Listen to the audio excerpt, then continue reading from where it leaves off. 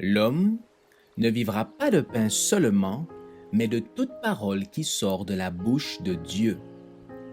Voici votre moment de méditation quotidienne.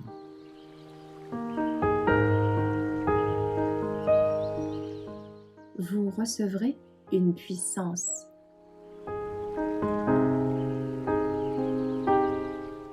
La victoire par le Christ, le 25 décembre.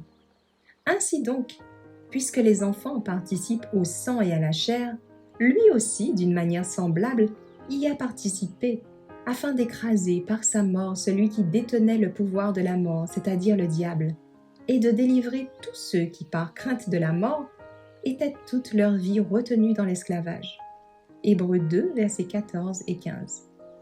La chute de l'homme plongea le ciel dans le chagrin, et le cœur de Jésus fut ému d'une compassion infinie pour ce monde perdu, cette terre, cette race anéantie. Il contempla le péché et la misère des hommes et comprit qu'ils ne possédaient pas le pouvoir de vaincre par eux-mêmes l'ennemi à la puissance en éveil. Avec une miséricorde et un amour divin, il vint sur la terre pour combattre nos combats, car lui seul pouvait vaincre l'adversaire. Il vint pour réconcilier les hommes avec lui. Il vint pour réconcilier les hommes avec Dieu, infuser de son énergie divine dans leurs âmes repentantes. Et, de la crèche au calvaire, fouler le même chemin qu'eux, leur offrant à chaque pas l'exemple même de ce qu'il fallait faire. Il leur montra quel caractère serait le leur s'ils s'unissaient à Dieu.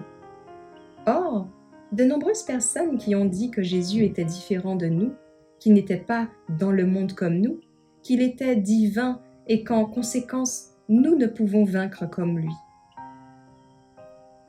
Mais ce n'est pas vrai, car ce n'est pas à des anges, assurément, qu'il vient en aide, mais c'est à la descendance d'Abraham qu'il vient en aide.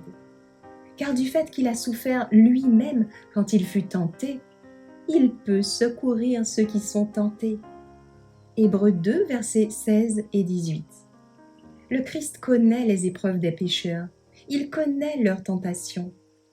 Il a endossé notre nature, il a été tenté exactement comme nous le sommes. Il a pleuré, il connaissait le chagrin, c'était un homme habitué à la souffrance. Revêtu de nature humaine, il a vécu sur la terre, il est monté au ciel. Il est notre substitut. Il a vécu pour intercéder en notre faveur.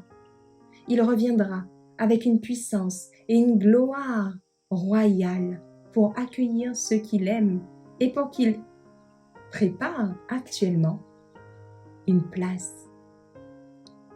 Réjouissons-nous et louons Dieu parce qu'il a fixé un jour où il va juger le monde selon la justice par un homme qu'il a désigné. Acte 17, verset 31.